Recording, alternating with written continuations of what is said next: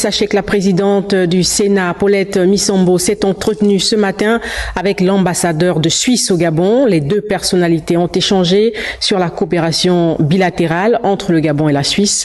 La presse du Sénat nous en parle.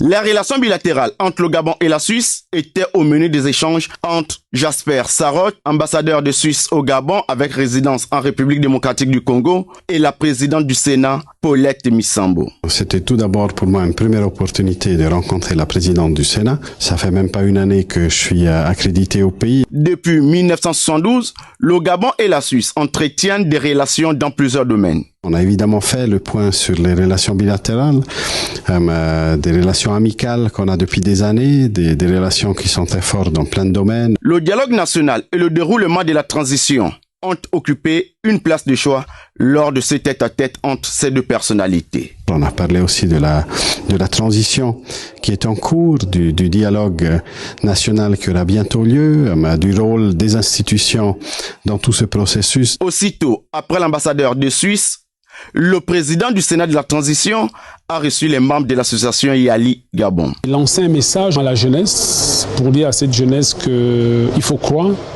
et que le pays aujourd'hui a besoin des jeunes formés, que ce soit dans le secteur de l'administration publique. Et je pense que les jeunes membres de notre association et même les jeunes de manière générale doivent prendre une part active à la restitution de ces institutions. Le 17 février dernier, l'association Yali a primé à l'occasion d'une cérémonie dénommée la soirée du cristal, les personnalités qui ont marqué la vie politique du Gabon en 2023, parmi lesquelles la présidente du Sénat de la Transition.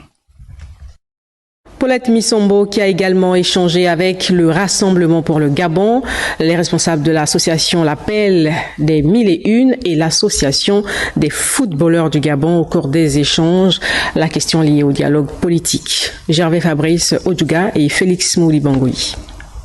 Elles étaient nombreuses, ces organisations qui ont été reçues en audience par la présidente du Sénat de la Transition. C'est la délégation du Rassemblement pour le Gabon, conduite par Laurent Mesui, qui a ouvert cette série de rencontres. Il était question pour nous de venir échanger avec elle sur l'actualité du moment et surtout les dossiers brûlants de l'heure qui auront à être discutés pendant donc le dialogue pour que cette transition que nous voulons tous inclusive puisse accoucher non pas d'une souris mais d'un éléphant dans l'intérêt supérieur de notre pays. Le dialogue national qui se pointe à l'horizon était également au menu des échanges entre les membres du mouvement féministe, l'Appel des 1001 et la présidente du Sénat de la Transition. Nous sommes venus rencontrer Madame la présidente du Sénat.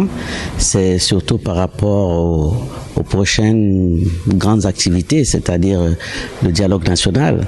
Nous souhaitons que Madame la présidente soit notre porte-parole. À la tête de la délégation des anciens footballeurs, Morvan Rosaire Ndonda, président de l'association des footballeurs gabonais, a également échangé avec Paulette Missambo sur plusieurs points, dont la reprise du National Foot. Nous sommes venus voir Madame la présidente, qui nous a d'ailleurs prodigué de précieux conseils pour lui faire part de notre volonté d'aboutir à une proposition de loi qui pourrait permettre à ces sportifs de haut niveau de vivre décemment après leur carrière. Ces rencontres se déroulent quelques heures avant la cérémonie officielle d'ouverture de la première session ordinaire de l'année 2024.